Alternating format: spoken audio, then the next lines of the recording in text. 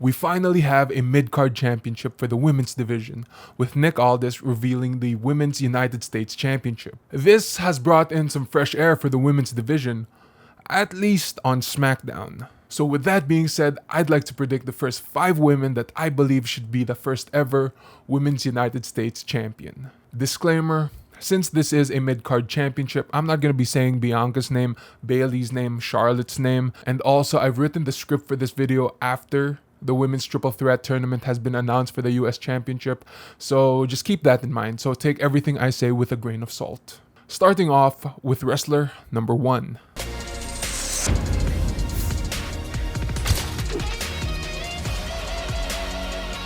I would consider Jade Cargill to be a mid-carder. This is because I feel like she needs a singles push first and really distinguish herself from Bianca Belair. I believe that if the WWE wants to bring prestige to the Women's US Championship, then they should do it with Jade Cargill. Not only does this cement Cargill to be a very dominant force, but it also helps bring in more eyes to the women's division, specifically the mid-card division. With Jade Cargill being champion, this could lead to a number of possibilities. One possibility that I wish that they would do is the weekly open challenge. Through these weekly open challenges, Jade Cargill can showcase her moves and showcase her in-ring abilities, as well as also showcase other women in the mid-card division and put over their opponent even if they lose. I just hope that if they do this, each match is distinguishable from each other, rather than the same moves or sequences being done over and over again. Now moving on to wrestler number 2.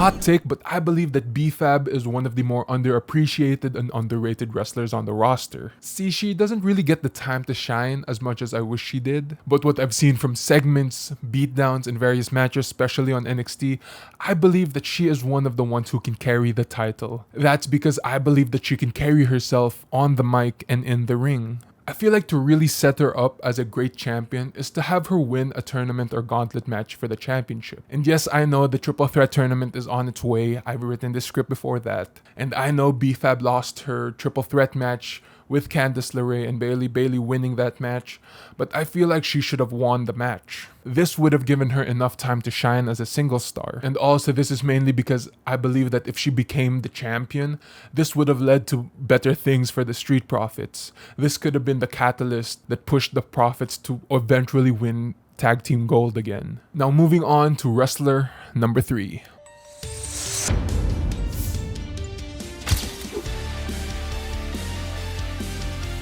If the Women's US Championship was going to be known as the Workhorse Championship, then Candice LeRae is the perfect wrestler to showcase that division. Sure, as of now, as I'm recording this on November 17, she is the Speed Champion, but I don't really count the Speed Championship to be a title in the WWE because it's exclusively on X. So I wouldn't mind putting another championship on Candice LeRae. Also, if you watch any of her matches, whether it be on the main roster or on NXT, you can see that she is one of the better wrestlers in the women's division in WWE. And also, I do believe that if she was champion and she was holding the title, each match that she would have for the championship could be candidate for match of the night. Candice LeRae is definitely one of those wrestlers that you should look out for. I really hope that she gets the singles push that really showcases her in-ring ability.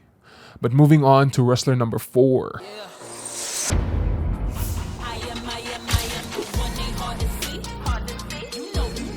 Now, one of the biggest reasons why I want Michin to win the US Championship is because she is known to be this hardcore wrestler. Her last few matches had stipulations, and I believe that every time the US title would be defended, it had to be a stipulation match. And these matches could be any stipulation from dumpster matches to ladder matches to Extreme Rules matches, hardcore matches, and anything in between. Not only does this make the championship must-see, but also it can give this sense of ferocity for the division that if you want the US Championship, you need to go through kendo sticks, barbed wires, baseball bats, dumpsters, and all that to get a chance at receiving it. If they do go the extreme route with Michin, especially for the Women's US Championship, this would set up many firsts for the women's division. And finally, wrestler number 5.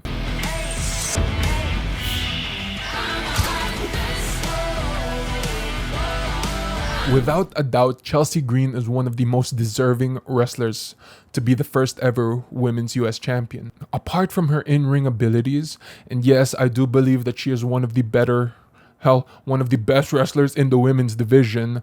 Just go check out any of her NXT matches or check out any of her matches from any other promotion. She is a beast in the ring. Apart from her in-ring abilities, she is also one of the more amazing workers on the mic. She has the ability to make chicken shit great, and she has the ability to get a reaction from the fans. And I know I've said this about every woman in this list here, but I believe that if Chelsea was the first woman to win the US championship, this would get eyes on the division, and especially it would get more viewers from the casual audience. And this would lead to a lot of casual eyes seeing this division, and if she can showcase her in-ring ability, maybe have a few stipulation matches here and there, it would do wonders for the championship.